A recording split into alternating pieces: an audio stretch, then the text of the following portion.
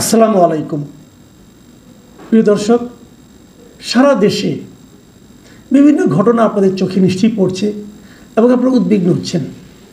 Mob নিয়ে আলোচনা হচ্ছে, কেন মব ভায়োলেন্স হচ্ছে, কেন মানুষকে প্রকাশ্যে পিটিয়ে মারা হচ্ছে, আইন শৃঙ্খলা পরিস্থিতি কোথায় যেয়ে দাঁড়াচ্ছে, এগুলো নিয়ে কিন্তু আলোচনা হচ্ছে, মানুষ উদ্বিগ্ন হচ্ছেন। অনেকে বলছেন এই সমস্ত মব ভায়োলেন্সের ক্ষেত্রে সরকারের এক ধরনের প্রত্যক্ষ অথবা পরোক্ষ এক ধরনের প্রশ্রয় আশকারা বোধহয় আছে। এটা নিয়ে বেশ কয়েকদিন আলোচনা হচ্ছে। আমি নিজেও কয়েকবার নানা ঘটনার প্রেক্ষিতে উদাহরণ দিয়ে আমি আমার মতো করে যুক্তি দিয়ে আমি বলেছিলাম। সবশেষ গতকালকে আমরা দেখলাম যে বিএনপির ভারপ্রাপ্ত চেয়ারম্যান তারেক রহমান তিনিও এই ধরনের একটা প্রশ্ন করলেন যে এর পেছনে কি সরকারের কোনো প্রশ্রয় আছে। এই বিষয়গুলোর আসলে জবাব কি আমরা কেউ জবাব জানি না, কিন্তু আমরা বিভিন্ন ঘটনা প্রবাহকে আলোচনা করতে পারি, আলোচনা করে হয়তো একদিকে তাকাতে পারি যে আসলে কি হচ্ছে। দেখুন, আমরা একটা ইন্টারেস্টিং ঘটনা, এটাকে অনেকটা প্র্যাকটিক্যাল জোকের মতোই বলবো, একটা বাস্তব থেকে নেওয়া এক ধরনের কৌতুকের মতো আমার কাছে মনে হয়েছে এর মাঝে। সেটা কি, সরকারের একটা উদ্যোগ।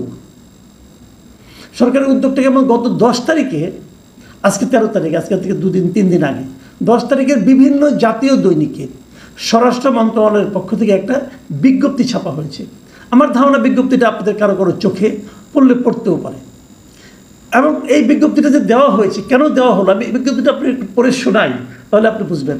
বিজ্ঞপ্তিটা দেওয়া হয়েছে, আপনারা দেখুন, যে সর্বসাধারণের জন্য সতর্কীকরণ বিজ্ঞপ্তি। সেখানে লেখা হয়েছে যে সাম্প্রতিক সময়ে লক্ষ্য করা যাচ্ছে কিছু অসাধু ব্যক্তি দলবদ্ধভাবে থানাসহ বিভিন্ন সরকারি, বেসরকারি ও আবাসিক অনাবাসিক স্থাপনায় জোরপূর্বক প্রবেশ করে সরকারি বেসরকারি সম্পত্তি ক্ষতিগ্রস্ত করা এবং সরকারি কার্যক্রমে বাধা প্রদানের অপচেষ্টা করছে। দেশের বিভিন্ন স্থানে ইতোমধ্যে এ ধরনের অনভিপ্রেত ঘটনা ঘটেছে, যা আইন শৃঙ্খলার জন্য হুমকি স্বরূপ। সংশ্লিষ্ট সকলের সদয় অবগতির জন্য জানানো যাচ্ছে যে এ ধরনের কর্মকাণ্ড ফৌজদারি কার্যবিধি 1898 অনুযায়ী দণ্ডনীয় অপরাধ এবং বাংলাদেশের দণ্ডবিধি 1860-এর বিধান মোতাবেক দাঙ্গা, সরকারি কাজে বাধা প্রদান ও সরকারি সম্পত্তি ধ্বংসের শামিল, যা শাস্তিযোগ্য অপরাধ। তারপরে লেখা হয়েছে, উল্লেখ্য যে আল কুরআনে সূরা বাকারার 191 নম্বর আয়াতে বর্ণিত বিশৃঙ্খলাকে ফিতনা হিসেবে আখ্যায়িত করা হয় এবং তা হত্যার চেয়েও জঘন্য মর্মে ঘোষণা করা হয়েছে। এরপর জনসাধারণের প্রতি অনুরোধ, এই ধরনেরগুলি করবেন না, অমুক করবেন না, তমুক করবেন না, এই লেখা হয়েছে। কে দিয়েছে এটা? স্বরাষ্ট্র মন্ত্রণালয়। এই বিজ্ঞাপনটা সবগুলি পত্রিকায় ছাপা হয়েছে। এটা যে বোঝা যাচ্ছে যে মব যে ভায়োলেন্সগুলো হচ্ছে, হয়তো তার প্রেক্ষিতে তারা এই বিজ্ঞাপনটা দিয়েছে, কিন্তু যদিও এখানে মব শব্দের কোথাও উল্লেখ নাই। এই বিজ্ঞাপনটা পড়ার পর আমার বেশ কৌতূহল হলো এই কারণে যে এখানে তারা আল কুরআনের সূরা বাকারার 191 নম্বর আয়াতের কথা বলেছেন, ওইটার রেফারেন্স টেনেছেন। তো এটা দেখে না আমার মনে হলো, দেখি তো 191 নম্বর আয়াতে কি আছে। আপনাদেরও মনে হতে পারে, জাস্ট বলে দিলেই কিন্তু হতো যে কোরআনেও ফিতনা সম্পর্কে কি বলা হয়েছে। তো 191 নম্বর আয়াতে কি আছে, তার আগে আমি একটু বোঝার চেষ্টা করলাম যে আসলে ফিতনা বিষয়টা কি। দেখুন, ফিতনা একটা আরবি শব্দ, আমি যতটুকু পেয়েছি, যতটুকু বুঝেছি সেটা আপনাদের সঙ্গে শেয়ার করি। এর অর্থ হলো পরীক্ষা। এর বিভিন্ন রকম অর্থ হয়, কোরআন শরীফে এর বিভিন্ন রকম অর্থে এর প্রয়োগ আছে। যে প্রয়োগগুলি আছে সেগুলো হলো, একটা অর্থ হলো পরীক্ষা, একটা হলো প্রলোভন, আর একটা বিশৃঙ্খলা, আর একটা বিভেদ বা বিপর্যয়। অনেকগুলি অর্থেই ফিতনা শব্দটা ব্যবহার করা হয়েছে কোরআন শরীফে। এখন যদি পরীক্ষা বা যাচাই বলি, সেখানে যেমন ধরেন মহান আল্লাহ মানুষকে বিভিন্ন পরীক্ষার মাধ্যমে যাচাই করেন এবং এই পরীক্ষাগুলো ফিতনা হিসাবে পরিচিত।